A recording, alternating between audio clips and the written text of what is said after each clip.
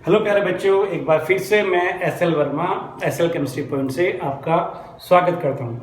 बच्चों, जो कल मैंने आपको सॉलिड स्टेट के बारे में बताया था, उसी को चैप्टर को ही अब हम लोग आज के वीडियो में आगे बढ़ाएंगे। कल जो हम लोग सॉलिड स्टेट में सॉलिड क्या होता है इसके बारे में हमने डिस्कस कर चुके थे। सॉलिड की डेफिनेशन आपको बताई थी, सॉलिड क्या होता है। उसके बाद में मैंने कहा था कि सॉलिड को भी हम लोग दो कैटेगरी में डिवाइड करते हैं, क्रिस्टलाइन सॉलिड और अमोर्फस। फिर मैंने कहा था क्रिस्टलाइन सॉलिड को हम कॉन्स्टिट्यूएंट पार्टिकल्स के बिहाफ पर चार कैटेगरी में डिवाइड करते हैं। वो चार कैटेगरी आपको याद होगी, मैंने बताया था आपको। पहला मैंने बताया था आपके पास में आयोनिक क्रिस्टल सॉलिड, दूसरा मैंने आपको बताया था कोवेलेंट क्रिस्टल सॉलिड, एक मैंने आपको बताया था मॉलिक्यूलर क्रिस्टल सॉलिड और एक मैंने आपको बताया था मेटालिक। कोवेलेंट क्रिस्टल सॉलिड को मैंने कहा था नेटवर्क सॉलिड भी कहते हैं। कोवेलेंट क्रिस्टल सॉलिड को हम लोग नेटवर्क सॉलिड भी कहते हैं। एक चीज और मैं आपको बताना भूल गया था, इस वीडियो में आया नहीं था। जो मॉलिक्यूलर सॉलिड है उसको हम लोग तीन तरीके से क्लासिफाइड करते हैं। मॉलिक्यूलर सॉलिड को कितने तरीके से क्लासिफाइड करते हैं?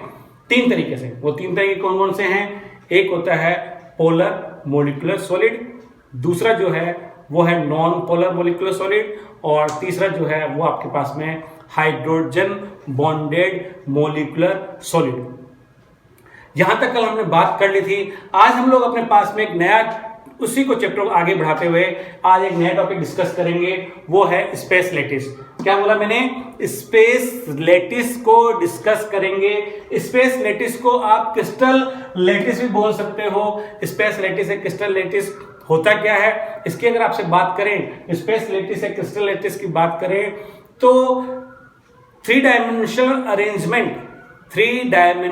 Arrangement of constant particles. मतलब कांस्टेंट पार्टिकल्स को अगर आप थ्री डायमेंशन में जमाते हो, जमाने पर जो एक स्ट्रक्चर बन के आएगा उस स्ट्रक्चर को ही हम लोग स्पेस लेटिस कहते हैं।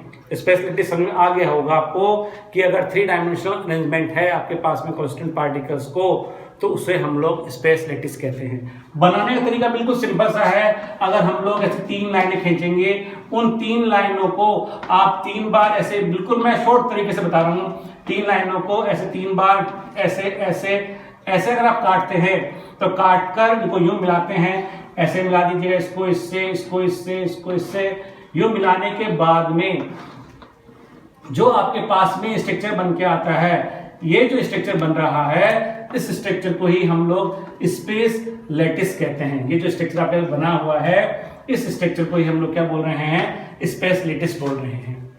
और इस स्पेस लेटिस का सबसे छोटा स्मॉलेस्ट पार्ट, इस स्पेस लेटिस का सबसे छोटा स्मॉलेस्ट पार्ट जो होता है उसको हम लोग बोलते हैं आपके पास में यूनिट सेल। क्या बोलते हैं इसको?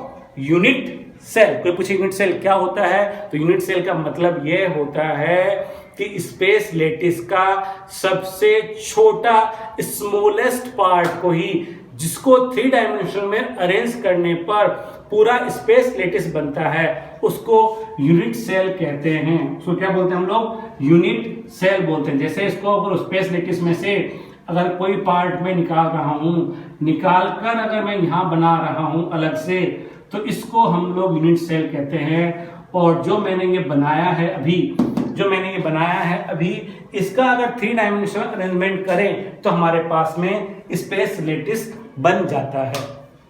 बात समझ आ गई? तो स्पेस लेटिस मतलब three dimensional arrangement of unit cell is known as space lattice. और इसका सबसे स्मॉलेस्ट पार्ट जिसको थ्री डायमेंशनल अरेंजमेंट करते हैं उसे बोलते हैं unit cell.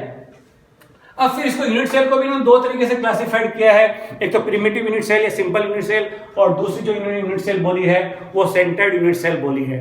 Primitive unit cell जो कि सिंपल यूनिट सेल को ही प्रिमिटिव यूनिट सेल कहते हैं। मतलब अगर आपके पास में कांस्टेंट पार्टिकल्स इस यूनिट सेल के केवल कॉर्नर पे ही उपस्थित हो, केवल कॉर्नर पे ही प्रेजेंट हो, तो उसे प्रिमिटिव यूनिट सेल कह के आएंगे।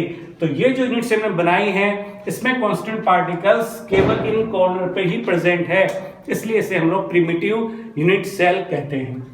अब अगर बात करूं सेंट्रल यूनिट सेल की, तो सेंट्रल यूनिट सेल को हम लोग 3 तरीके से क्लासिफाइड करते हैं। एक तो आपके पास है body unit cell, body central unit cell, एक आपके पास बेस जिसको आप एंड सेंटर्ड यूनिट सेल भी कहते हैं, और एक होती है फेस सेंटर्ड यूनिट सेल।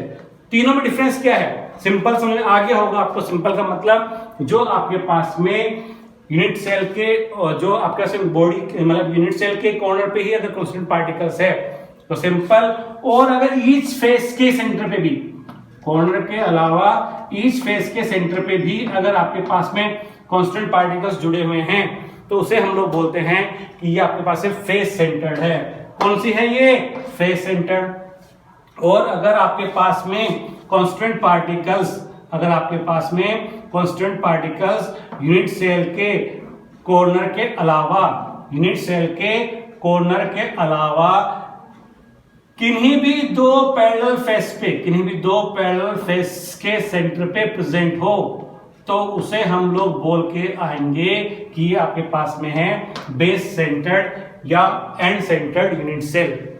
और जो बॉडी सेंटर्ड यूनिट सेल बचती है, तो बॉडी सेंटर्ड यूनिट सेल की अगर बात करें तो कांस्टेंट पार्टिकल्स आपके पास में जो होंगे इसके कॉर्नर के अलावा पूरे के पूरे यूनिट सेल के सेंटर में भी प्रेजेंट है। कॉर्नर पे तो प्रेजेंट होंगे ही होंगे, और इसके अलावा इस पूरी की पूरा है यूनिट सेल, इस सेंटर में भी अगर एक कांस्टेंट पार्टिकल प्रेजेंट है तो उसे बोल के आएंगे कि ये बॉडी सेंटर्ड यूनिट सेल है। तो अगर मैं बात कर रहा हूं सेंटर्ड यूनिट सेल को 3 कैटेगरी में डिवाइड किया मैंने। एक तो मैंने बोला बॉडी सेंटर्ड, कि आपके पास में कांस्टेंट पार्टिकल्स कॉर्नर के अलावा उस बॉडी के सेंटर में भी है, यूनिट सेल के सेंटर में भी है, तो बोल क्या हो गया? Body centred unit cell.